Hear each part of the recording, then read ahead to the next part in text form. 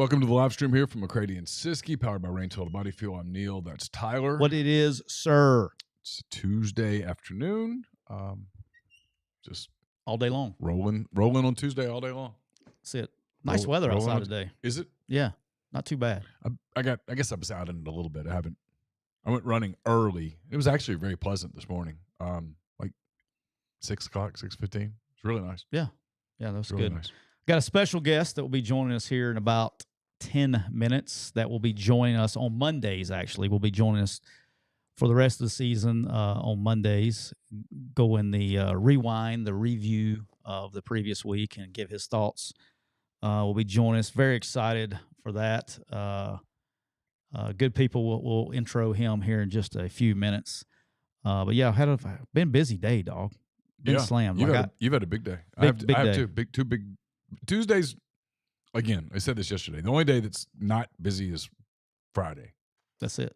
That's it. And then we got to go. We get to go do the. Although next Friday I'll be flying to Greensboro. Then a couple of Fridays after that, I think I'm going to drive to South Carolina. Why? Because the flights, man, are bunch of connections, huh? So expensive. Well, you go to Atlanta and then there. Atlanta, then there, and then you got to rent a car. And by the time you do that, you've dropped $1,000 right there. Yeah, I'd drive too. What's it going to take you? 7.5-ish? 8 hours. 8? Yep. Yeah. Yeah, that's where you'd kill for an 11 a.m. game. You'd kill for. Not going to get one. But is it a night game? Yeah, it's either day or night. It's either afternoon or night. Day or night? No, but it's not a morning game. Guaranteed day or night? Guaranteed to be the 2:30 gotcha. On. Yeah. I have a feeling it won't be the 2:30 game. No, it'll be Georgia, Tennessee. It'll be the 2:30 game. So it's probably a night game, which means you're just so late. It sucks. The next day, you're just brutal. Will you drive back some that night and spend the night somewhere, or you just get up and go? I mean, if it were an 11 a.m. game where I could be finished by 6, yeah, I'd drive to Atlanta and spend the night and then get up the next day, and that's easy from there. But, man. Yeah, all of my wife's people are South Carolina people. So I've been to Columbia. Right when we got married. I like Columbia. My wife lived in Columbia. I like South Carolina a lot for some reason. Always kind of have. Yeah, that's my spot. When I shut her down, that's where you're going? In the event that I hit the lottery tonight, yep, and you're looking for me, I'll be in Charleston. Okay. If you need to come find me, I'll be somewhere on one of the islands in Charleston. I will assume that if you just win the lottery, that'll be that. I won't ever hear from you again. Oh, I'd holler at my boy Scoops. I'd take care of my guy. Unless Scoops. You're wiring me money, I'm going to be like, hey, see what happened was. See ya, HMU. Yeah. All right, we'll get rolling. Let's roll. Let's do it.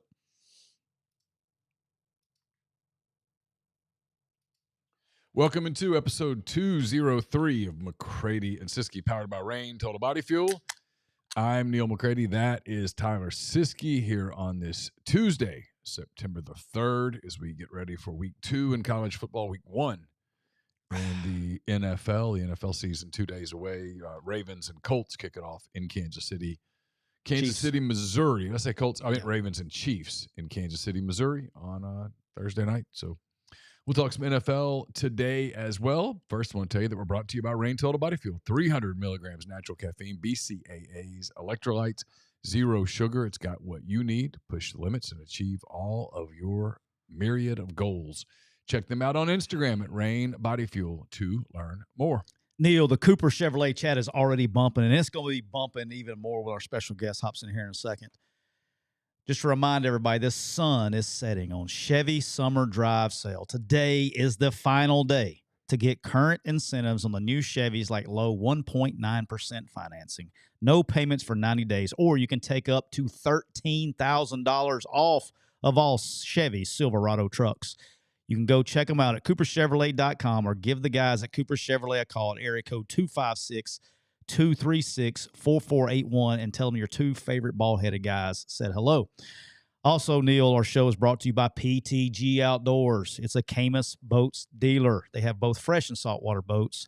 They sell and service Mercury outboards. They do custom marine electronic installations with Garmin, Humminbird, and Low Ranch products. You can get all of your fishing needs and custom golf cart retrofits where they replace all the batteries with a single lithium battery. They have locations in Grenada, Mississippi, and Northport, Alabama. And more importantly, it doesn't matter where you're located in this great, great country that we have called the United States of America. You can go to the PTG Outdoors, Neal, and you can get all your fishing needs. They'll take care of you. They'll send it to your house, ship it on time, perfect condition. Go to ptgoutdoors.com. There you go. How about that? How about that? And my guy Brandon said if you get a boat, he may even ship you a whole case of Camus. The hell with a bottle of Camus. He may do a whole case of Camus. Makes sense. Yeah. Yeah. Makes sense. How about for every boat he sells, he sends us a yeah. Yes. How about this? Tell him that when you buy the boat, say, hey, I heard about PTG Outdoors on McCready and Siskey, and then we can crack open a bottle of Camus during the show, and we can share a bottle of Camus. That'd be fine. That would be fine for every boat sold. I'm sure he There would. are some Tuesday afternoons that I wouldn't mind opening a bottle of wine just 2 o'clock and say, the hell with it. Let it be what it'll be, you know? Thursdays for sure.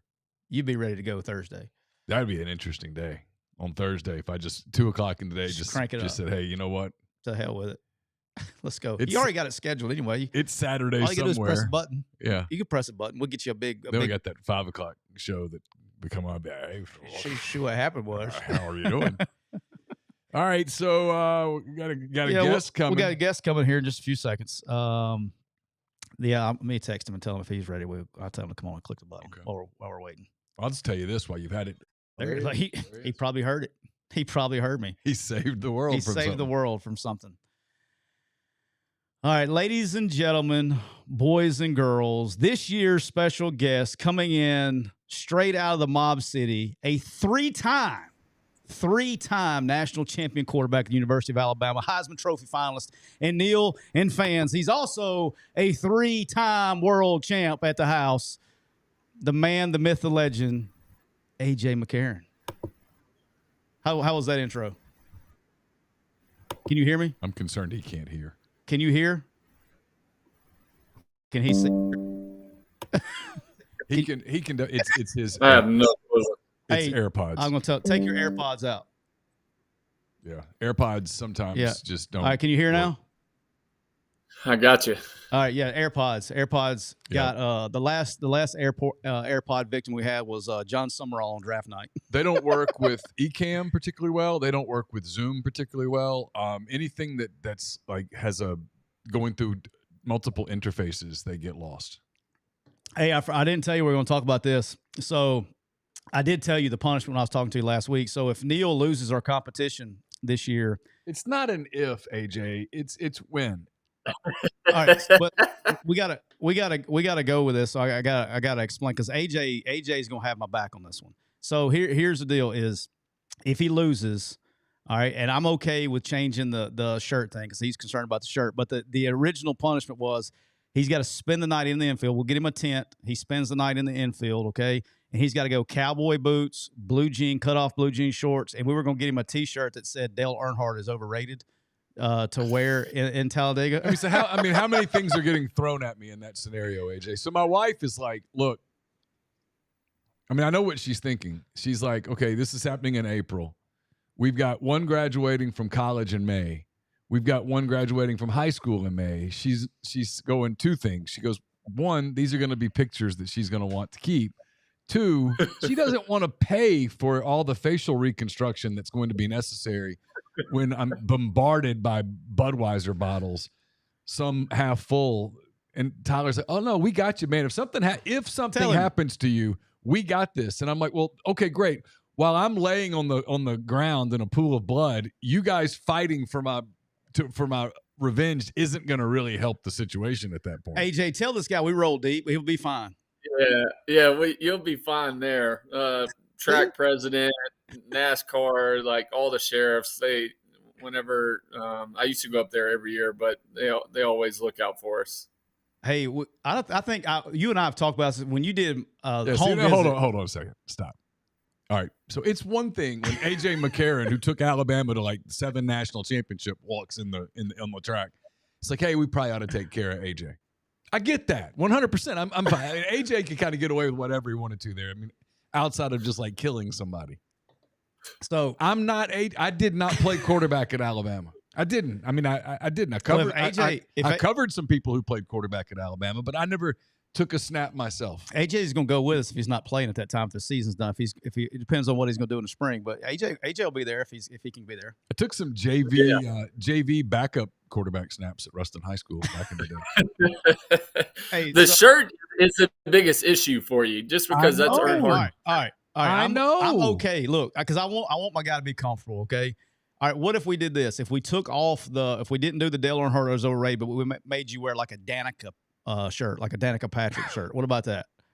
AJ or like a Kyle Busch, like biggest fan or something, like because he's not like there either, because he's trash talked the track multiple times and how he hates racing. We'll figure it out. I don't want you to feel unsafe. It's because it's going to be a good time. I tried to tell him he's going to get cultured, get some Alabama culture, and he's going to have a good time. So he grew up an Alabama fan, but I did. Both of my parents have degrees from Alabama. I've tried to tell. None of that's going to help me at the speedway, though. I'm afraid. My favorite Talladega. I can tell this one now. I think we talked about this on a podcast a couple years ago. I can't remember, AJ. So my favorite one, when we all had a group, we all went to Talladega, and it was when I was at South, and so AJ was there, and that was when I had remember I had my agent come with us, and he had the little moonshine incident. Okay. Yeah. All right, so my agent decided that he was going to he chugged an entire mason jar of moonshine that didn't go over very well. But we had been partaking, and it's right on Speedway Boulevard, and AJ and I are very competitive people, and we were talking about how I used to beat him in the goalpost game when I was coaching him, and he was like, bullshit. And so AJ had all of his balls since he was at Cincinnati at the time, so he had all his balls. I don't know why you had your footballs at the racetrack, but he did. And I guess I drove there. You drove there, so he had all of his balls. And we went on Speedway Boulevard in the middle. It was a rain delay, and so there were people walking everywhere. And so it was me, AJ, and Joey Jones, who was the head coach at South at the time. We decided to have a quarterback competition in the middle of the freaking Speedway Boulevard. I'm talking about, imagine Mardi Gras. People are walking by, and so we've been partaking a little bit, and we decided to go out there and have this, try to ring the trash can. And so his cousin Rusty was there, and so Rusty took the trash can and walked it off 40 yards, and we were trying to ring the trash can. Mind you, AJ's just freshly in Cincinnati. Everybody knows all this stuff. And so people are walking by, and I don't think they were expecting to see AJ and all this stuff, and all that. And so we're sitting there, we're throwing for what, 20 minutes? Not one person stops. Every single person is going by and looking no, I can't, that ain't right, and just keep walking. And so finally, after about 20 minutes, I'm in the middle. AJ was my right. I will never forget this. And Joey Jones was to the left. And I catch somebody out of the corner of my eye about 15, 20 feet away, and they're in Dale Senior shirts, and they got their trucker hat on. They start pointing, and I slapped AJ. I said, "Yeah." I said, "It's probably time we got to wrap this up. It's gonna get crazy over here." He goes, "Yeah, you're probably right." And they walked up, and I thought they were coming about to ask a picture, autograph. They walked right past AJ, went to Joey Jones, go, "Hey, are you Joey Jones?" I remember slapping AJ. I said, "You've been humbled, son," because they were old Alabama fans. Yeah. They didn't know. They probably didn't recognize it was AJ. But anyway, all right, Holmes, let's get into this thing. He's going to join us on Mondays, and so last year we had Mayhem Monday with Coach Jeff Collins, the minister of Mayhem. So we're going to have Mac 10 Mondays. That's what we're going to call it, Mac 10 Monday, starting on Monday where we'll review the games. But I want to talk to you since you got introed and a lot of people new to the show. All right, you've played and coached. You've played and played with and against some of the greatest quarterbacks to ever walk the planet. You're an NFL vet. As a question, I've never asked you this: if you had one quarterback, you got to win. You're a coach. You got one quarterback that you've either played with or played against, and you got one quarterback to go win a game with. Who are you taking? I mean, I'm the coach. I think it's pretty easy. It's got to be Tom. Tom Brady is. It was so weird, going to New England for the first time, and we go there, and I think they were on a 0-2 start to the season. They just went, I believe, to Kansas City, got embarrassed that year. Everybody was talking about, it is done. The Patriot dynasty's over. And we had a really good team in Cincinnati that year. And it was a night game in Foxborough. And he came out of the tunnel. He doesn't warm up on the field before the game, anything like that. He runs out of the tunnel when the teams or quarterbacks are coming out, and he goes and runs down to his corner. And it was probably half of the people in the stadium. It got so loud you would have thought the whole entire stadium was absolutely full. And Tom just absolutely destroyed us that night. And that's when you just felt the presence of Tom Brady. It was like, this dude, it doesn't matter how much their backs are against the wall. He's just a guy you can't bet against, especially, one game. That's it. So was it, were you kind of fanned out a little bit? Was he the one guy that you were kind of starstruck with? Oh, I don't even know. I couldn't remember what the hell we did on offense that game. And, usually we're over there, and that was my rookie year. And so I was on the NFI non-football injury list, which they kind of not talking about that one today. We're not getting anybody sued today. No lawsuits. But no lawsuits today. But so I was supposed to be over there, like keeping the chart for Zamp and Hugh J and Andy, and supposed to be with the quarterbacks. I don't think I went to the bench one time. I stood on the sideline and didn't report back to our own team, and I just sat there or stood there and watched Tom play the entire game. It was one of those deals where it was like, damn, I don't want to miss a snap. So. Yeah, I mean, watching him in person, him and Peyton were unbelievable. I'm going to stay in the NFL real quick. All right, as a vet, okay, and you were an elite college quarterback, 3-time national champion, Heisman Trophy finalist. You had a pretty good year there. I think your high school coach was damn good too. I thought he really instilled some really good traits into you. But anyway, when you got Coach Goose and Coach Bates, yeah, those guys. Yeah, it wasn't me. I had nothing to do with it. We got plenty of time this season, by the way. We got plenty of time before you start telling stories, okay? So today's not – we'll do that. It'll do that another episode. We don't need any tell-alls right now. All right, but when you were going to the NFL, what do you feel like once you got there, you said, man, I learned this in the NFL. I wish I knew more about that, or I wish I would have done this when I was a younger player? Because I think we got a lot of young quarterbacks that listen to the show. I get messaged by them all the time. What's something that you learned in the NFL you wish you had in college or younger? Yeah, I think with that, it's got to be how dudes take care of their bodies. And it's amazing how fast the hits add up throughout the years. And then, as you get older, you start to feel it each and every morning you wake up, or especially after a game. But that's what you get fun of my old ass all those years. You starting to yeah. Yeah, I definitely feel it after games. And but I think technology throughout the years has just, so far advanced than what it was even while I was in college.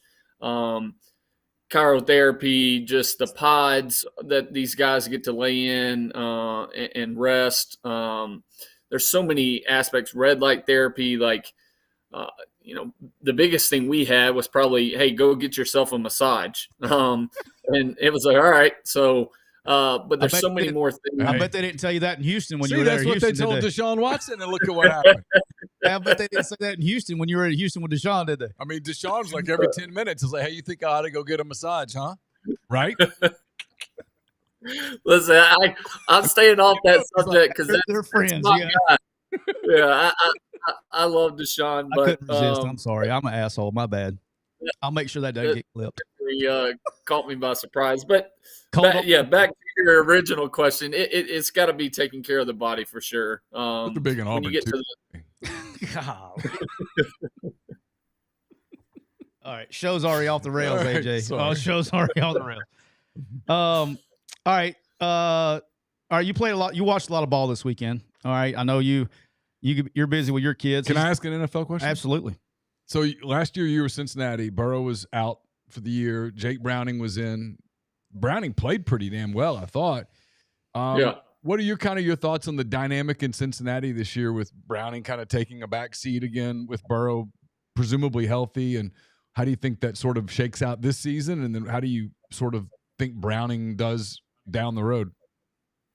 Yeah, I had talks with Jake last year, just because I was thrown in pretty much in that same type of situation. Now we were much better as a team or competing wise when I took over in 15. So I felt like pressure wise, there was a lot more pressure on me to go in and be successful because one, we had to win our division. Hell, we were an overtime 3 points away from having the overall number one seed if we beat Denver that year in overtime.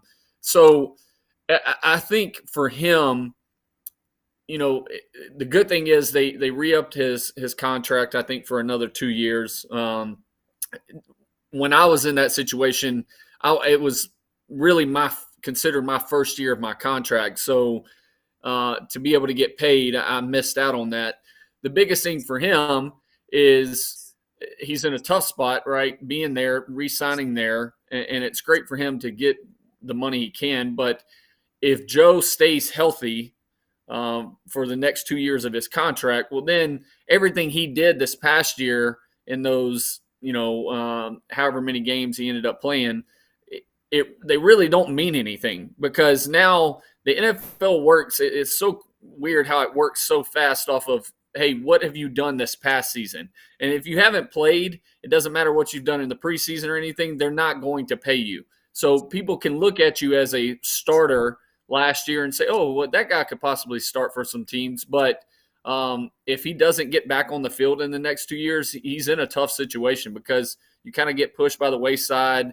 That teams aren't sharing practice film on you and what you're doing producing-wise from practice. So he's in a tough situation in that. But listen, Jake's a great dude. Him and Joe get along great. Our QB room last year was awesome. Dan Pitcher, who's now the OC there because Brian Callahan, has the head job at Tennessee. But I don't know who they have as QB coach that took over for Pitch this year, but that coaching staff is unbelievable. Like, it's one of the best experiences I've had in my career, being able to go back there, see a lot of familiar faces, but also be able to play for Zach Taylor. Dude is absolutely brilliant. The issue you run into, and I've been a part of these coaching staffs a la Atlanta when I signed there, young staffs that make it seem like they're going to be great to get along with. They're going to listen to ideas and take opinions on everything. And then when you get there, they don't. The thing about Zach is Zach has a young staff, especially on the offensive side, and they listen. Like, I remember drawing up, I think it was watching film headed to Arizona, and we needed a big game, and I drew up a red zone play on the sideline, actually. I said, hey, I think if we do this, it's a touchdown. And Zach was like, all right, see if Joe likes it. And I went over, and Joe was like, yeah, I love it. And so we went out next series, and we ended up calling it and scoring. And Zach, ever since then, we were on the plane ride back. Zach sent a text and was like, hey, each and every week, I want you to come up with, 2 to 5 plays and bring them to me, and we'll put them in. And so he really, that was kind of my deal last year was, break down film and come up with some ideas. Yeah, he's that's been going on for a long time. AJ is not shy about sharing his opinion on what should be called in the game. Yeah, I mean, he is not shy. He is not shy. He is not shy. Sharing it with Zach Taylor probably was different than sharing it with. Well, yeah, because he didn't know a whole lot back then. I mean, he didn't know a whole lot back then, but he was very adamant. Like, if we did not throw the ball enough, he would pout on me. He'd get pissed off if we didn't throw it enough. Is this Jamar Chase contract thing, not just about the Bengals, but in NFL circles in general, does that kind of become a distraction in locker rooms? Like, is he going to be with us or not? Because now it's one thing like 3-4 weeks out, right? But now you're about to go play on Sunday. It changes now. No, 100%. Now, if that offense doesn't have Jamar, it changes things completely. And that's one thing I can speak on, like noticing that last year is when Jamar was out, I believe against Minnesota, he got hurt. And it's a completely different offense now. Now, T. Higgins is a unbelievable player. Is going to make a lot of money after this year. But it does make – now Jamar's an unbelievable teammate, doesn't want any distractions in the locker room, just an absolute great guy to have on the team. But that offense definitely needs Jamar. All right, I'm going to shift you to college. I know you watched a lot this weekend, and I know you watched a lot of SEC play, particularly. What would you, if you said, if you had to tier the SEC quarterbacks, or who are you more impressed with? Who were you like, man, this guy can play? When you watched all the SEC play with all the new quarterbacks in the league, and obviously with the addition of Texas and Oklahoma, a lot of ball to watch. How do you kind of tier? What do you see? Who are you impressed with as the quarterback situation in the SEC?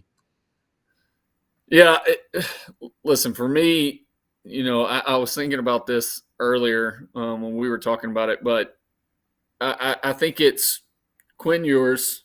And from a throwing standpoint, the surprise pick who I would put right under him, who I think could possibly be in talks from what he's done in the past when he's been thrown in situations, watching the full game the other night, the anticipation he threw with, the touch, putting the placement of the ball, the accuracy on lightning routes, which are nonstops that I saw multiple times.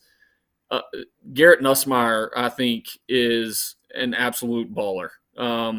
I would say Garrett next year is the top quarterback in the SEC, and I don't think it's close from everything I've seen right now. Now, the kid from Tennessee, Nico, is unbelievably talented.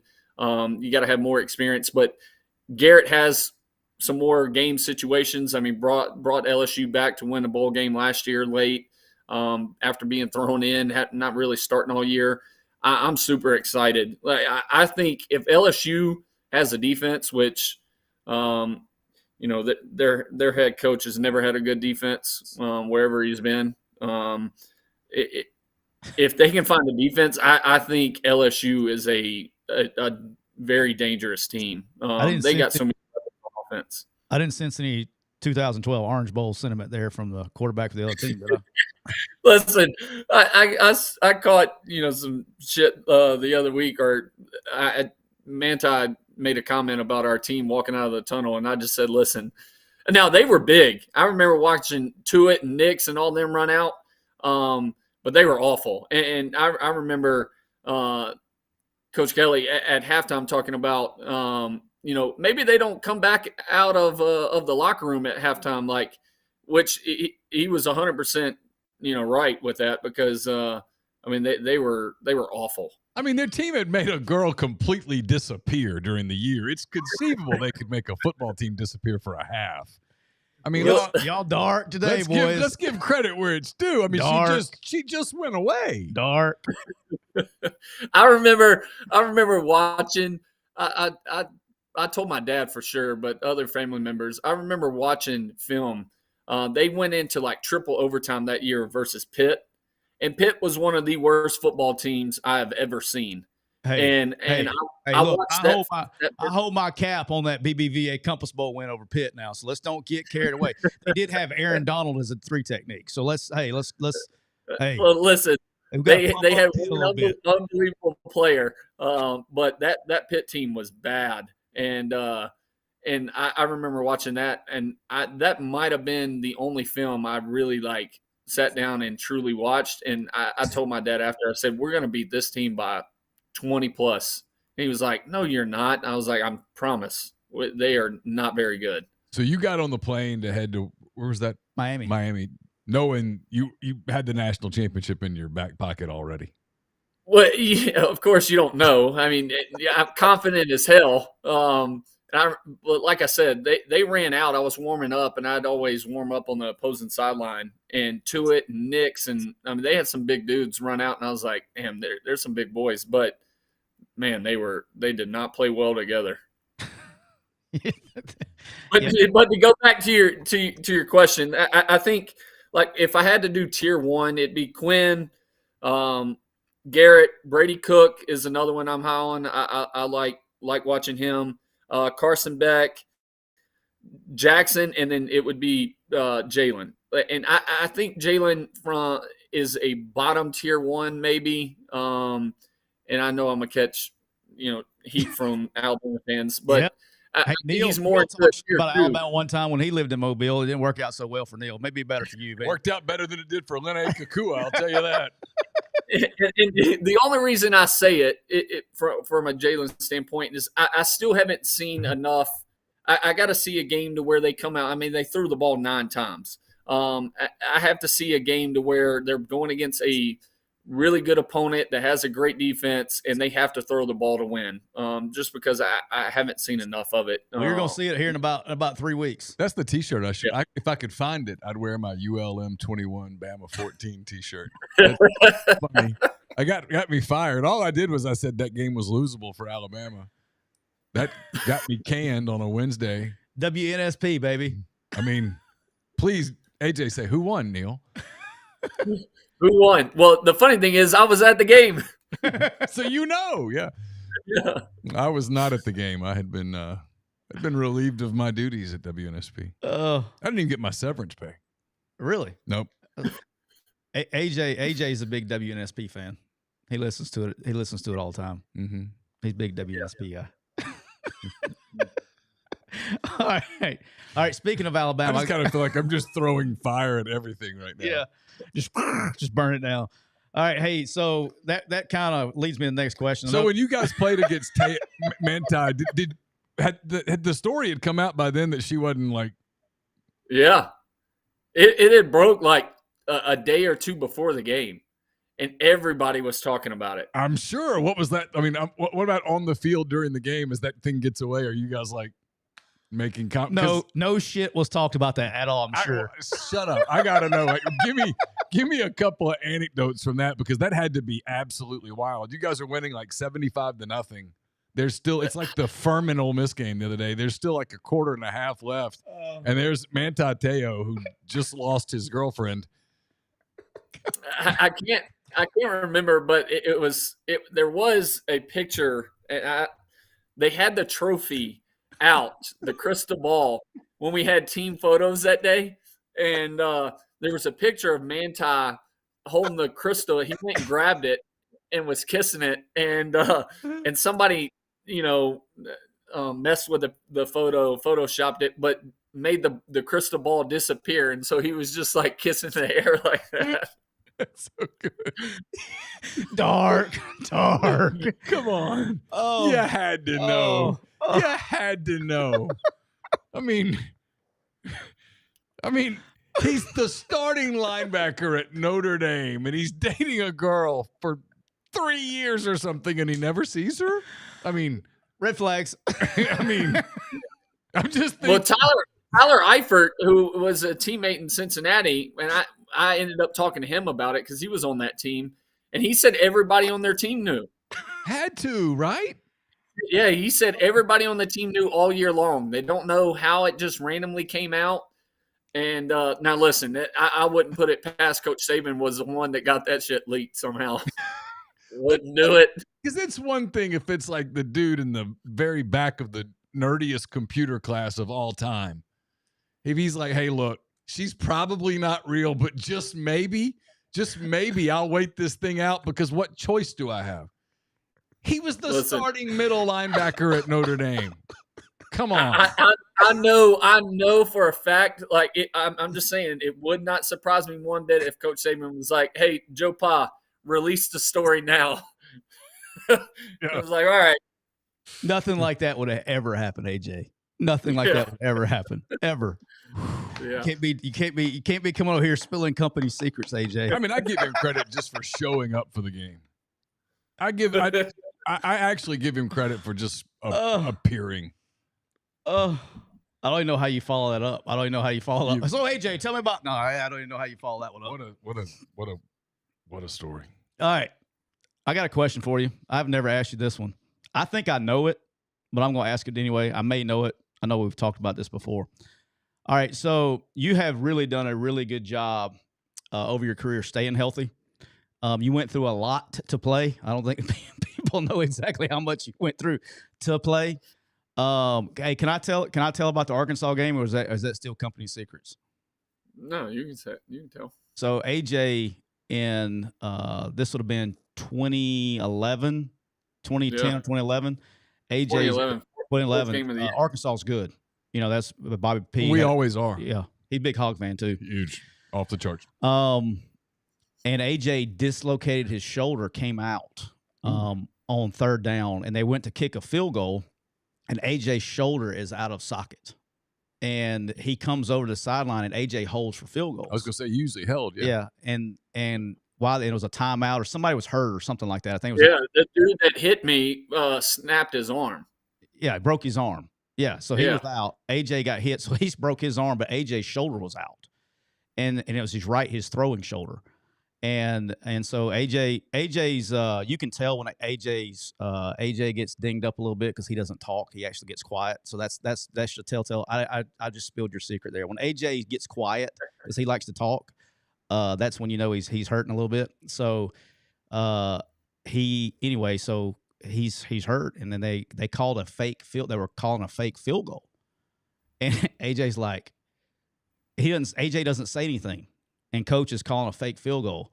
And so AJ said, he goes, hey, I don't know what this shit's about to look like, but I'm going to throw that bitch up. I'm going to somehow throw it up there, and it's his throwing arm. And when he went to throw it, he throws a touchdown pass on the fake field goal. But as he went to throw it, the motion of him picking his arm up put his shoulder back in socket. So his shoulder went back into place as he was throwing the ball, and he scored a touchdown, fake field goal against Arkansas. So that's just where we're going with this. What'd that feel like? It was not good. I thought I broke my damn collarbone because my right shoulder pad was sticking up. And I got lucky because the kid, like I said, the kid that hit me, the guy that hit me broke his arm. So there was an injury timeout for him, which, hell, I needed it for me because I went to Mike Williams and Bobby Williams. Mike Williams, our tight end. And I knew the fate was to him, but I start to go over, and Coach Saban's and Bobby Williams come over, and they're like, hey, we're going to do that fake field goal. You good? And I was like, yeah, uh-huh. And I turned around, and Mike was standing there, and I said, Mike, feel this. And he stuck his hand in my shoulder pad and said, oh, shit. He said, we got to tell the trainer. I said, don't say shit. Keep your mouth shut. I said, listen, I'm going to throw this up to you. I don't know where this is going, okay? I said, I just need you to go get it. And as I threw it, it popped back in, and it was painful. All right, so that leads to the question. This is the question is, you went through a lot of shit to play every Saturday. What's the most painful injection that you ever got? Allegedly. Yeah. Listen, those were painful just because I got one. So I didn't throw a pass that whole season. That was the fourth game of the year. I didn't throw a pass all week long in practice. So I would throw for the first time on Saturday. And I'd have to go in. I got shot in the front, one on top and one in the back. And then I'd let it kick in for about 15, 20 minutes. And then I'd go out and throw for the first time. Those were painful. I ended up getting used to them. Now the stem cell injection, / like PRP injection that I got in my ankle, this past year. Oh God, that shit hurt. I got 2 of those in my knee. Oh my God! I mean, the PRP hurts worse. Yeah, does it hurt worse than cortisone? Well, because it was in the ankle, so they had to go in my ankle joint, and the ankle joint is so little, and so they go in the same spot, but they moved the needle because they were trying to hit 3 different spots in my ankle, and the only entrance was in the ankle joint, and so he would just move the needle around. And it felt like it was ripping my foot off. Like I was, and I told him, and we had a great doc in Dallas, but I told him, I said, hey, you got to close that door. And he said, why? I said, before you give me this, if this is bad, I said, I'm not keeping my mouth shut. And he didn't have anything for a towel or anything for me to bite down on. And I was screaming every cuss word in the book. And I'm sure I was scaring the hell out of people. When did you start cussing? Yeah. I had a mentor that didn't mind cussing when we were in high school. I'm a freshman. And I'm learning. Story time yet, AJ. Not story time. Don't be telling don't be telling the good stuff. AJ and I he will tell them as I'm sure the season goes on, but we had some legendary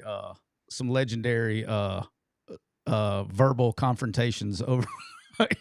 usually in competitive situations. That was the one thing. One, AJ, that's how you motivate AJ. You get after his ass, and it gets him going. Like some guys, you got to put your arm around and go, "Hey, buddy, you see that hot over there? Next time it'd be great." Not AJ. You had to cut loose on him. We've had two fuck you matches from press box to field to where he was on the bench, and I opened the freaking window. I was like, I'm gonna get fired for this, but I didn't care. 2 fuck you matches from me being in the press box and him on the field yelling over the crowd at each other. We had 2 of those over the years. We did. But his favorite Monroe was the greatest. Yeah, Monroe was the best one. But it was good because it was the end of the season. It was like we were playing Pine Bluff on the road, okay? And we were really good. And so there was you just had to be somebody's parent to be there. There wasn't many people there. So that one I didn't get called to the gate as much. And probably the most, we'll tell this story in detail later, but probably the most legendary one was when we were playing a team we were much better than, and we were struggling on offense to start the game. And I don't even remember, he'll probably remember in detail. I don't remember what he did to piss me off. He did something, and he got on the headset. I was trying to correct him on something. I remember now. I was trying to correct him on something, and he got smart with me on the headset, and it just caught me wrong. And I got pissed off. I said, "Fine, how about this shit? And we had our backup quarterback on the headset. Said, tell Scott to get his fucking ass loose. You're going to sit and watch." And we start going at each other. We're just yapping. This goes on for like 3 or 4 minutes, and we're going back at each other. And then there was a turnover, like a change. And I went just right mid motherfucker. I stopped and said, "All right, here we go. All right, let's go. 10 personnel. Let's go 3 by 1. Let's go cut their nuts right here. Let's go 69 vert on 3." And he was like, "All right, go." And he went in there and threw a touchdown, and it was all good. That's just how we function. Yeah. That's how we function. That is. All right. Yeah, that's good shit. Let me see here. I had one more I was going to ask you that was good. All right, so let's talk real quick because you're going to be on here. We're going to talk about games. Any games that coming up, NFL or college, that you're looking forward to this weekend? NFL especially. I think the Ravens at Chiefs is going to be an interesting game. See how the Chiefs come out. How does Baltimore mix Lamar with Derrick Henry? How does that duo work in the backfield? They better get downhill. They better get his ass shoulder square to line of scrimmage. And that's something that's going to be different, right? Is being in the gun. Lamar's not an under center guy a ton, so your zone reads. You're not really a power out of the gun. So it's more zone reads. Don't you think they'll end up doing more pistol stuff with Derrick in the game? Yeah, they're going to have to. I think that's a interesting game. I also like Packers at Eagles. I think that's a really good matchup. I like that. I don't think a lot of people are talking about, but Cowboys at Browns. Dak's got a ton of pressure on him this year, wanting a new contract. CD just got paid. Jerry Jones hasn't re-upped his contract. Or is he in a year where they don't win a playoff game? Do they let Dak walk and draft somebody? And then how does Deshaun play? Deshaun's 3rd year in this offense. He's been injured, in and out the whole time. Do they actually put something together? He's got weapons all around him. I mean, you can't ask for any more weapons. Coop, Judy, tight end, like they got guys all over the place, running backs. And then, of course, Jets at 49ers. I'd like to see A-Rod stay healthy more than a couple snaps this year, and I think that could be an interesting matchup. I want to see Rams at Lions. Lions have pressure on them this year. The pressure is to get to the Super Bowl. First time they've been to Hunted, right? Yeah, really the first time. I mean, they were kind of in the spotlight last year, but people are like, "Oh, they're still a cute story." They're not cute anymore now. It's, hey, all right, go win a title, and that's a different pressure on a team. Yeah, 100%. The fans are going to ask this question. I've had it circled for 10 minutes, and we keep talking about manteteos, girlfriends, and massages, and I keep skipping over it. So, on accident. All right, so you're going to get thoughts on what? Because I know obviously you watched it. Thoughts on Alabama with Milroe, the new scheme. For the fans that don't know, it's the first time like you've had different coordinators, but the play calls and everything, the way Coach Saban ran his system it's still the same terminology, just you have different flavors. But thoughts on new scheme, new look at Alabama on offense with Milroe? Yeah, listen, I thought the defense looked well at times in the first half. I thought, poor TJ Finley, that dude just struggles. But the crazy thing is he had guys open. The interception when they were driving early in the game, safety almost took it back for a house call. That dude was open. He threw it late. So, and then they started, Western Kentucky started to move the ball late in the game as well, throwing it, that little white slot receiver for Western Kentucky, Messer. That dude's a little baller right there. I liked him. But from an offensive standpoint, the biggest thing is I want to see, and they had a sack fumble early, but they recovered it. I believe Jalen recovered it. But does he take the next step playing quarterback with not holding the football? He had a really bad issue with that last year, trying to extend the play way too much, trying to always look for the big play rather than, hey, take what the defense gives you. Let's nickel and dime, and then when they come up, then we take our shots. Like, I want to see him take that next step as a quarterback, but also, listen, he's got to throw the ball and be more accurate.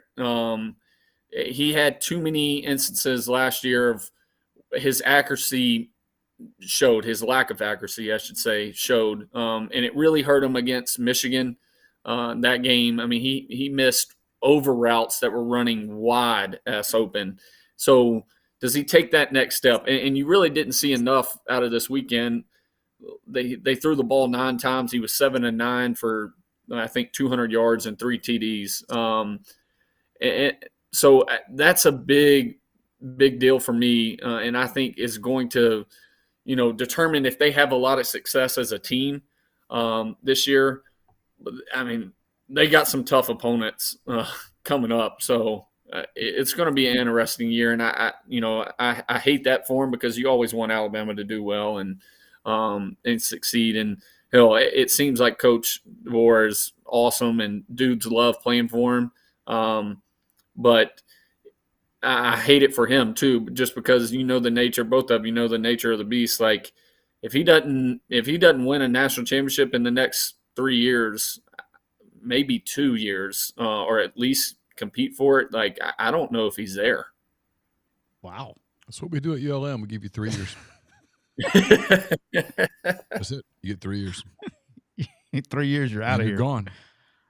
All right. I'm not kidding. I mean, what y'all think? What'd y'all think? I thought week 1 over. I think like you can get over, and probably Neal's probably going to say the same thing. It's Western Kentucky. It's week 1. It's a completely new scheme that hasn't been ran in 17 years on both sides of the ball. I think they're young on defense, but they got dudes. I think offensively, I like the multiple personnel and formationing more than has done in the past. I like that. I think he's going to do. I think DeBoer. And it's kind of a product of when you coaching in the system coming through. Stop it. They get South. They get you're doing excuses. They get South Florida this week. Excuses. They go at Wisconsin, then they get an open date. If he doesn't beat Georgia on the 28th, we're firing his ass. As simple as that. Alabama fan, he can't get it. Hey, he can't get it out of his blood. That's what it started with him. But from a formational standpoint, all this stuff, I like what he's doing. But they got, we won't know until the Georgia game, because I don't think Wisconsin, I mean, unless Neal saw something I didn't see this past weekend, I don't think they're going to get challenged really to know what they are until Georgia comes in. And buddy, boy, you'll find out then. You'll find out then. You're going to know. You're going to know when Georgia comes. You will know what you're about. Well, here's the thing. You could be really good and Georgia humble you. I mean, Georgia. That defense they have is unreal. But you'll know. I mean, dude. Because, Alabama fans, even with years they've had, like last year, right? So last year, like, Alabama's not, they still beat Georgia. You know what I mean? Like, Alabama fans are expecting to beat Georgia at home. They're expecting it. What are they, 40? Now they're 42 and 3 in their last 45 games, and all 3 of them are to Alabama, I think. So, I mean, if it hasn't been, they haven't lost to a team not named Alabama since the Wuhan flu was around. It's unreal. And defensively, that was the one thing that really stuck out to me, maybe from the whole weekend was, yeah, Georgia was a little sluggish on offense early, blah, blah, blah. It just didn't matter. I mean, like Clemson would get a couple of plays together, and it was like, okay, well, here's the wall.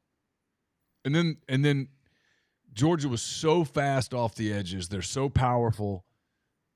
I mean, it's got to be a nightmare for quarterbacks because you think somebody's open, and then boom, he's not. I mean, they're just high stress on every play. Yeah, just the athleticism, the length at every position, the depth, the fresh. I mean, they just brought new bodies in all the time. That had to be a bit overwhelming. Like, I've seen some people do the Clemson hot take yet, and I'm like, hey, look, Clemson might be bad. I don't know, but I'm not going to judge them off that. Because there's a whole bunch of teams that had they played Georgia on Saturday in Atlanta, we'd be going, oh, they suck. And it's like, well, they can't all suck. Everybody doesn't suck. I mean, but there's a chance. And look, this was the rumor in Dallas, and I won't reveal a source on it, but it's not a media source. It's in the staff that people around practice are like, this is his best team in terms of talent. That's scary. In terms of talent, this is his best team. And if that's he's had some pretty good teams. I mean, he's got 2 titles already and is that far from a third. I mean, the guy's had some players there. And when you get that from people that are sort of on staff, that are normally pretty laid back about, hey, I'm not going to get into the hype stuff, that are like, we're going to be tough. Yes. You kind of pay attention to that. I tell you, the one thing that scares me, I think the one thing that kind of saves is talking about the Clemson Georgia game. I wouldn't be surprised if they fired Dabo after this year. Man, coming in hot today because of his sort of to get with the times a little bit. I think that's a lot to do with it. The fact that I saw a stat, it was like Navy, Air Force, somebody else, and Clemson are the only people that hasn't taken in a transfer out of the portal. Like, come on. At some point, like, it's crazy because Clemson was literally like at the very top of the ACC, and there was nobody else close. And now all of a sudden it's just completely – you've gone to the bottom to where – I mean, you're struggling, especially the past 2 years where you haven't looked well at all. I think he's catching so much because he's stuck in his ways, and it's fine if you're Coach Saban and you've won multiple national championships, but AJ, to your point, that to me is what I mean. Look, there's a lot of things that made Saban great, right? I mean, he's great on game day, he's great on the Verbo commercial. I mean, the guy's like really good at most everything, but what I think sticks out about him as a college coach was his adaptability. Yeah. I think there's probably a way that if you'd said, hey, Coach Saban, you get to win this thing any way you want it. I think there's a certain way he'd love to go win it, right? But once he saw that, hey, that might not work anymore, or that might not work as effectively, he learned from what happened. Like, if he lost a couple of times to Ole Miss, right, with Freeze doing the stuff he did, they went out and hired Kiffin. They did all sorts of different things over the years that he always showed his ability to adapt. I doubt if Nick Saban really loves the transfer portal, yet he utilized it pretty effectively. I can say for per sources he does not. Yeah. So, but he utilized it effectively, and so that's part of what great coaches do, right? Is you adapt to a new set of adversity and a new obstacle gets in your path. You don't get to go, well, you know what? We're just going to ignore that obstacle. No, it's there. You're going to have to figure out a way over it. And if you can't recruit at a stunningly elite level, and they haven't, it's going to catch up to you. And here they are.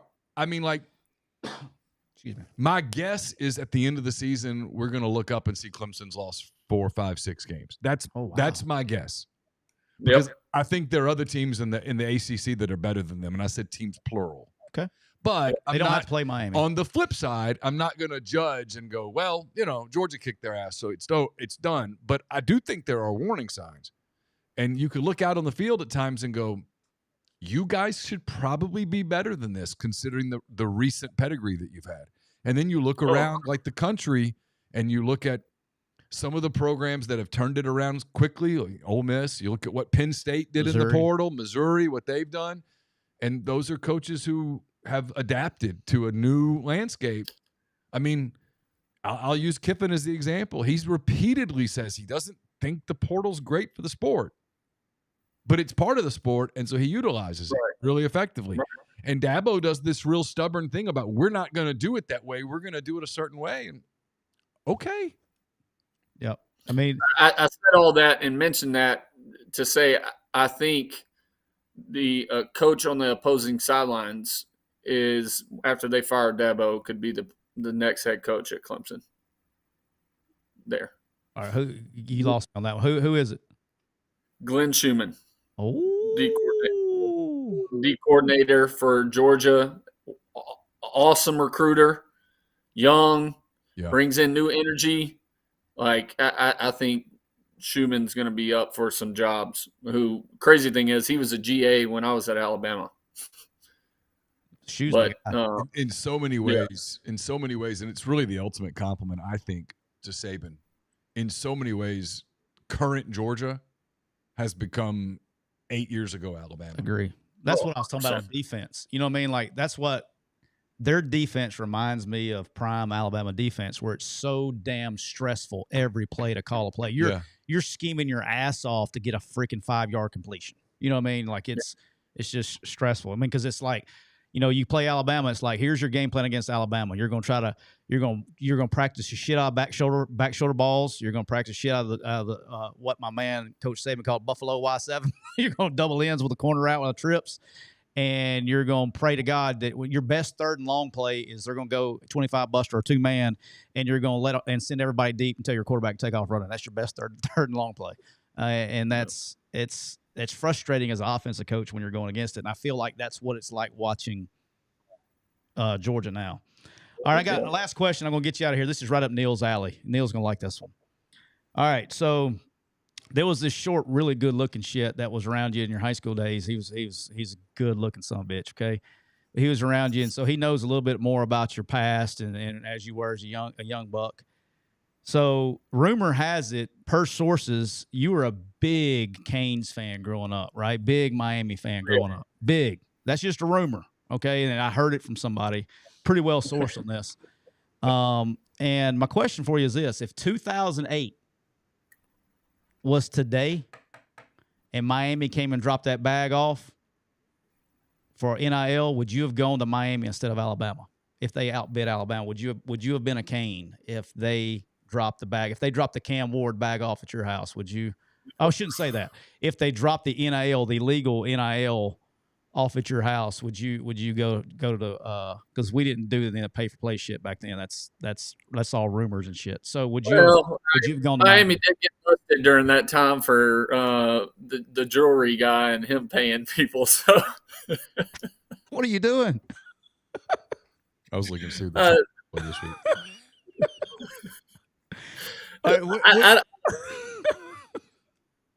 So, I mean, I probably did turn down some money from him. But, no, you didn't. That didn't happen back then. But not Raiders -3. Sorry. But not the NIL money that they're getting. I don't know that. Listen, is in that question, is Coach Cristobal the head coach? So he's still the head coach? Yeah, it's your show, boss. You tell me. It's Mac 10 Tuesday. Yeah, today. Mario's the coach. Whew. Listen, I love Miami.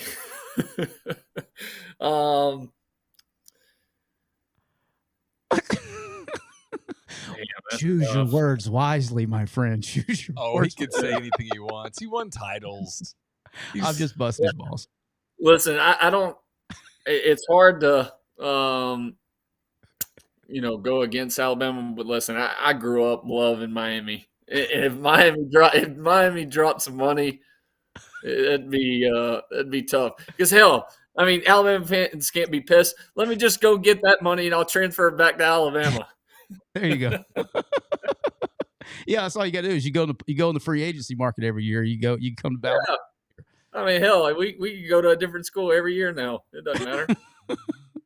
I really that's and often we'll talk about this another day because we've had your time long enough. But I'm a firm believer that the constant can pick up and move deal is what's killing quarterback development, because you got guys that are leaving and changing systems, and they never are getting comfortable playing the game because they're changing systems every year. Now, when you're an NFL guy and you're developed and ready to go, it's different. But I think these high school kids that are changing every year, it's hindering their development. Unless you're just some kind of freak elite talent, but the guys that you don't see a lot of development anymore at the quarterback position. So I think you have to spend some time. I think it's only going to make rookie quarterbacks struggle when they get to the NFL, because it's such a different mindset when it comes to offense. I mean, look at the kid from Florida State. Like, stat-wise, I think 19 of 27 first game, 198 yards, something like that. But it was less than like 1% of his passes were beyond the line of scrimmage. I'm like, where the hell do they do that at? Like, that blows my damn mind. Like, hell, if that's the case, he should have been 28 for 28. Because I watched the other night, like, the one, especially the corner. I mean, they ran what we called slick, but it's a one-step now by the outside guy, which he was wide ass open. And then they both ended up biting on the now late, and then he had the corner, and then he still hit the brick wall. And I'm like, where the hell are we throwing it? Like, now you want to talk about somebody that made a living off of this messed up transfer portal? How the hell did he keeps getting paid every year? Blows my mind. But I'm putting in for the wrong dude. Like, they're all hammering him, and I'm like, all he did was take the money. Yeah, I mean, I'm not mad. I'm not upset. Oh yeah, you're not. I get it, but like, all these people that are just trashing the kid, I'm like, you guys are really like aiming your barbs at the wrong place. He just took the cash. Hey, AJ, what would have happened on the headset if you came to the sideline and missed that slick for a wide open tug? What would the headset have been like?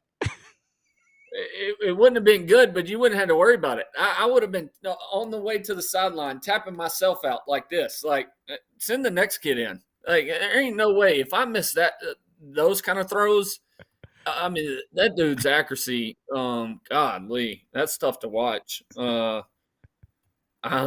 sorry, went off on a rant right there, but I couldn't. We're here for it. Yeah, but no, back to the original thing. Listen, it does. It's going to hinder these guys because systems are just so all over the place in college right now, and not being to actually work. Which this, Siskey. The one issue I have about college offenses and the way their staffs are set up is a lot of places don't have a true quarterback coach. A lot of times your offensive coordinator is your quarterback coach, which a lot of these offensive coordinators didn't play the QB position at a high level. So my thing, and it's not knocking, saying they're not a great offensive-minded coach. Scheme-wise, you can be fantastic in that. It's teaching the position the way it needs to be taught and really coaching these guys on what it takes to play that position at a high level. Because it's easy to Monday quarterback people, right? Like, I've been a part of coaching staffs where at a very high level that coaches are sitting back like, why didn't you throw it to this guy? And it was like, well, it's easy to see right now, but you see this big-ass son of a bitch that's 6'5", like 330, that's running down, that runs faster than me, like has his hands up. Like, I can't really see that guy from my point of view. Like, so I think that's one thing that's killing college quarterbacks a ton is when it comes to them, progressing as a quarterback is the way these coaching staffs are set up, which I don't understand why they don't hire more quarterback guys. Like, hell, maybe you don't want him to be the OC, but have him come in. These schools have enough money. Pay these guys to be just strictly quarterback coach and work on the staff. A lot of these guys go to their private QB coaches like during spring break and in the summer and all that stuff. I mean, that's where they're getting a lot of their refinement of their footwork and that kind of 100%. And that's but that's the issue I have is you have all these so-called QB gurus, right, are helping you from a mechanical standpoint.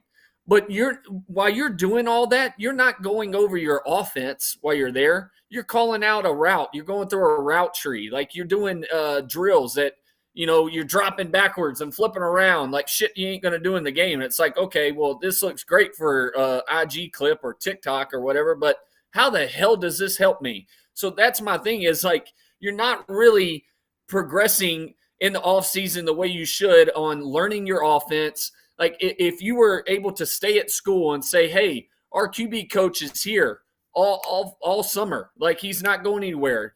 And maybe he has less responsibilities from a recruiting standpoint, but you have enough money as a staff. Hell, you got 20 million analysts, people that you can hire. Hire a damn QB coach that has played the position at a high level. There's plenty of guys out there that know what the hell they're talking about. Hire a guy and have him be on staff that's 100% your QB coach that knows the offense, that can go through the offense while you're also doing drills. And that's how these guys are going to be able to, progress throughout their career.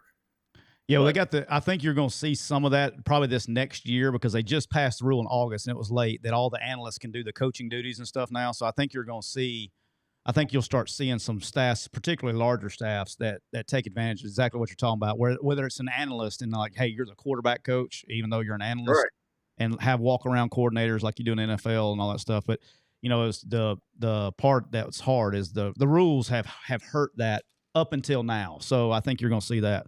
All right, so last question because we got out in the chat and I thought this was great. So from the Cooper Chevrolet, the Cooper Chevrolet chat. How about that? The Cooper Chevrolet chat, AJ. Greg's watching, by the way. He said to tell you hello. Greg, that damn Z06 he's got priced way too high. He likes AJ's got a fast car problem. He likes fast cars. I do. All right, Jesse Skaggs says, ask AJ about Colorado while he's on a heater. Listen, Travis Hunter should be the number one overall pick. I mean, the dude's a freak. I don't understand the hype behind Colorado. And I like Deion. I don't have anything against him. I don't think he's handled media very well. And I think which I think they will suck again this year. I think you could see a surprise there of either he walks away from it or he's fired because he just hasn't handled it as good as he probably should. The fact that you're doing media day and you're pointing out, reporters that have said something, hell, I wish I could have done that. We would have had maybe 3 people in there talking to me while I was doing media, but that you just can't do that. So that's a tough look for him because he's brought so much hype to the team, the university, and everything to where it's like, okay, well, eventually all this talk is just talk. Like you got to back it up. And I still haven't seen enough from Shedeur to buy into, I think, like Deion says, which is his dad, might be a little biased, that says he's a top 4 pick. He's not going past number 4. And then to come out and say that they're going to have an Eli Manning moment and hold him out from going to teams, like, what the hell are you doing? Like, why? Why do that to your kid? AJ, you could help with the quarterback stuff, and I could help with some of the media skills. I literally could. It sounds like a business. He wouldn't listen, but I could start over and be like, okay, your whole media plan, let's scrap it. The whole thing is let's start from the base and work our way up. Because you can have confrontations with media. You can. And sometimes it's a good thing. But They didn't win. What did they win? One Pac-12 game last year? They were 1-7. You know, when you're 1-7 in the league, you're gonna get some criticism. And when you have some of the coaching snafus that he had, when you talk that big of a game, you're gonna catch some heat. And you have to be able to let some of it roll off your back. And some of it has to be, you have to go, well, you know, maybe he's right. And you can have a relationship with media a little bit where the guy or woman, whoever, will maybe soften on you a little bit. We're like, okay, you know what? We're going to have a rapport here where you admit that, hey, because sometimes media gets it right. Not often, but sometimes, hey, the criticism was valid. And, you know, Deion's played in the National Football League. He's played in Major League Baseball. He should know that. He should be familiar. He's dealt with some clowns in media for sure. He's also dealt with some really professional people in media who've been more than fair to him. Frankly, have been too fair to him. And for him to just cast aspersions on the whole thing, you're asking for it. Because I don't think they're going to win many. What league are they in? Big 12? Big 12. I don't think they're winning many Big 12 games. And so when those L's start coming, and the only thing you've got for you is Travis Hunter, who's playing like 207 snaps a game. I feel bad for that kid. I don't know how his body lasts at the next level. If I'm his, he won't play both ways. If I'm his agent, I'm like, hey, we need to shut this thing down here soon. I know he won't play both ways, but I'm with Neal on this. Like, how's he even get there? How does he get to that point to where if you're some of these scouts for pro teams or you're in the front office of some of these NFL organizations, how do you manage or how do you really evaluate the wear and tear on his body? Yeah, like, it's fine if he doesn't have a ton of injuries, but how can you really say, man, you know, this dude is going to be good for the next 10 years? You can't really say that because there hasn't been a guy like this in a long time that plays this many snaps of the ball on both sides. And so I don't know how you. Yeah, so do the math on it. And he's playing corner. He's playing receiver. I mean, he's playing 2 games a week. There's collisions. He's playing 2 games a week. He's playing 100 and, I mean, I'm trying not to be hyperbolic. It was like 126 this past week. Okay, let's just go 120 snaps a game. Just 2 games. So a lot of 2 games. Multiply that times 12. I mean, if you're an NFL team and you're in the room and you're about to invest the money that is involved in the first or second pick in the draft, someone in the room is going to raise their hand and go, he's awesome. I get it. But, guys, he just played 2,400 snaps. I mean, I'm a little concerned about durability just because nobody does that. I mean, well, it's more than that, though, because a normal game, okay, receivers, I'm not playing a guy 60 snaps at receiver in a game. Right. And he's playing like more on one side that's normal for a normal play. Like Trey Harris. Yeah. I don't know what the snap count is. Lane's notorious about not rotating receivers, and his guys don't play 60 snaps a game. 45, 50 snaps. And so if you take him and put him at Georgia, at Alabama, at Ohio State, at Oregon, at Ole Miss, wherever, I don't care. Almost any Power 4 school. Any school period. He's going to play 60 snaps a game? Maybe. Tops. And he's going to have a lot more life in him. I would be concerned as an NFL team, hey, I'm drafting this guy, but this guy the tank might be sort of empty. You know, not his fault. Yeah. He's a hell of a competitor, but I don't know how you I mean, you make a great point because I just don't know how you evaluate what he has left in his legs. Yeah. Because it ain't like so you're asking him to guard the best receiver when he's at corner. And then it ain't like when he comes to the receiver spot that he's just running fucking hitches. I mean, he's running post and goes. Like, hell, he just played a 20-play series at corner guarding their best receiver, and now you're asking him to come run a post route? Like, and you're running and you're going to go up against the best corner on that team. And if that corner's a pro prospect, he is dialed in because this is film that the Colts and the Bengals and the Browns and the Bucks and everybody they're watching that film. Hey, how did you do against Hunter? You have a big day against Hunter. You just made yourself some money. And so you're getting that every single week, every single play. Man, I if I'm his people, his agent, I'm like, hey, this is we're playing with fire. I mean, a lot of fire. Like, because Neal, I think you should call Deion for sure, because I mean, hell, their conference was so good last year that they hung around, and none of the teams left, and they went 1-7 in the Pac-12. So I don't know how the hell he expects to handle the media and everything the way he does, and put so much pressure. And maybe his kids, Shador and Trav, and maybe they like the pressure, but I feel like it's unwanted pressure that he puts on everybody that goes there, especially his so-called kids, with Travis and the other kids on the team that he loves like his own. But damn, I mean, he is putting some serious pressure on these dudes to be able to perform. It's because it's all about him. He's not looking at it objectively. Like, if you're coming into a rebuild, you don't really want all the smoke right off the bat, right? You kind of want to have that year where you can sneak up on some people. Maybe 2 years where you can kind of sneak up on people before people go, oh, well, that program. You'll take 3 if they'll give it to you. Yeah, I mean, we're all of a sudden the top programs in the league are like, all right, you know what? We probably need to circle them. We need to get going. Yeah. You kind of want to slip in a little bit where you get a couple of those games where the other coach, if he's honest, is like, we were kind of looking ahead to the next one. I'd much rather him come into a press conference the next one and just say, listen, we suck. And then just see how it reacts that way. And I mean, like, if I'm taking over Colorado wasn't any good. So how you blow them up and hype them up your first year there blows my mind. I mean, there was no – I ain't lying. Listen, the thing, I tell friends this all the time. There's so many Colorado fans all of a sudden, if you handed them a map from the country before Deion got there, they couldn't show you where the hell Colorado was.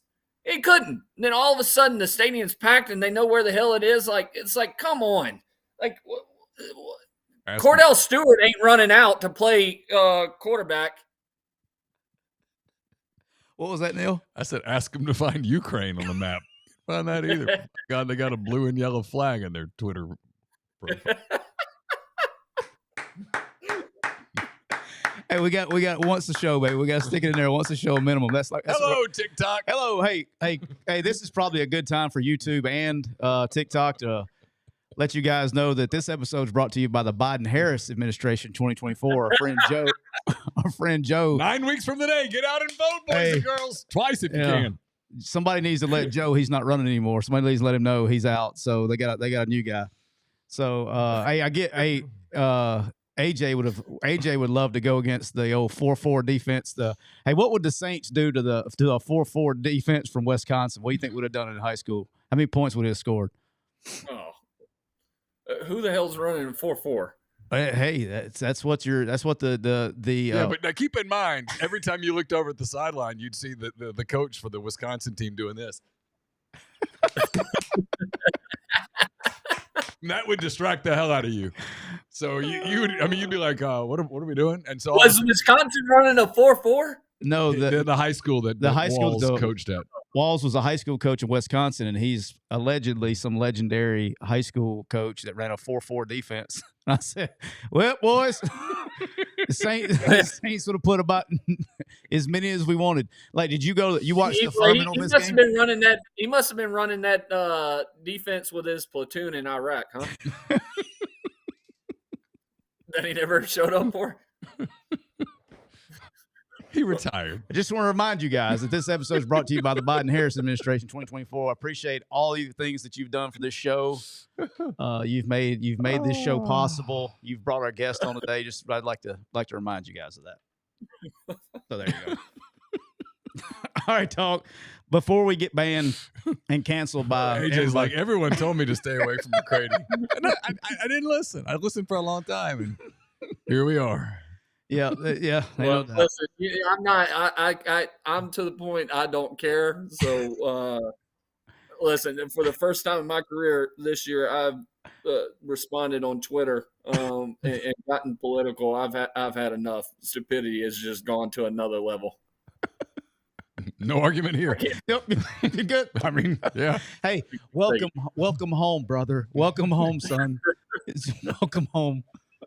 All right. I appreciate the hell of your time. We'll be back. AJ will be back on Monday for MAC 10 Monday. We'll talk with, since it was Tuesday and we had Labor Day and we had coaching and press conference, all that stuff. We brought him on today. Kind of get an intro into AJ for the fans that haven't got a chance to meet AJ on the show before, but he'll be back Monday. He'll be tearing into all quarterbacks, so you better hope your quarterback comes out and performs, or he will be fair game on Monday. We'll be ready to go for Monday. But I appreciate the hell out of you, brother. Love you to death, and I will hit you up on the flip side. Sounds good. Appreciate it, fellas. That was 3-time world champion AJ McCarron. Yeah, I was like, yeah, you know what? Hey, football's being played Saturday. We'll get to that later. That was great. That was more fun than previewing. That was more fun than preview the game. We have Make It Rain Thursday for that. Yeah, we can preview games Thursday. Yeah, because it's not a heavy, especially national slate. So there's a handful of interesting games. I mean, I'll be curious to get your thoughts on Texas, Michigan. Yeah. I'll be curious to get your thoughts on Arkansas, Oklahoma State, which I think is an interesting SEC game. Iowa State, Iowa, Cal, Auburn. Yeah, there's some handful. There's some interesting games, but we're still in the warm-up phase, really, in college football. Ain't no doubt. I mean, we do get South Carolina, Kentucky, so we get a league game to kind of look at. All right, you know what I really wanted to do? Can you remind me to do this Monday when he comes on?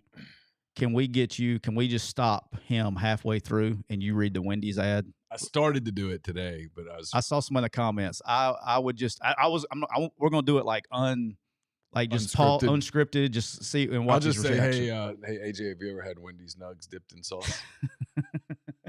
Have you had them covered in sauce? Because Wendy's new spicy nugs have the crispy and spicy nugs you love. Turn them up to 11. Choose between flavors like buffalo, honey barbecue, garlic parm, or if you're a real heat seeker, try spicy ghost pepper. Only on Wendy's signature spicy nugs. I dare you.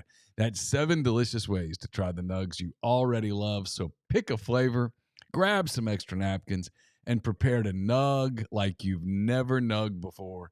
For a whole new way to nug, it's got to be Wendy's at participating U.S. Wendy's. Neal, do not forget to nug like you've never nugged before. I know. That buffalo is good. Honey barbecue, it's good stuff. Yes. Had it Thursday. I watched the taste test. Yeah, it was good. My favorite part was I was crying when Chase just crushed the ghost pepper. And like it was nothing. He's like, "Oh, it's not hot." And you put it, and you're like, "Whoa, oh, it's not bad." You start choking. It was hot. I got one of the spicier nugs. You got one of the spicier ones. Love it. It's good though. It's good flavor. All right, we've been brought to you by our friends at Rain Total Body Fuel. 300 milligrams natural caffeine, BCAAs, electrolytes, zero sugar. It's got what you need to push the limits, achieve your goals. Check them out on Instagram at Rain Body Fuel to learn more. Neal, also want to remind everybody about our good friends at PTG Outdoors. They are a Camus boats dealer. They have both fresh and saltwater boats. They sell and service Mercury outboards, and they do custom marine electronic installations with Garmin, Humminbird, and Low Ranch products. You can get all of your fishing needs and custom golf cart retrofits where they replace all of the batteries with a single lithium battery. They have locations in Grenada, Mississippi, and Northport, Alabama. Go to the online store, get in touch with them, get all your stuff you need on their online store, no matter where you're located at ptgoutdoors.com. We'll be back with you on Thursday. We'll have Make It Rain college picks. We'll have our week 1 NFL picks as well. So until then, have a great rest of your Tuesday. Have a great Wednesday. See you on Thursday here on McCready and Siskey. Until then, take care.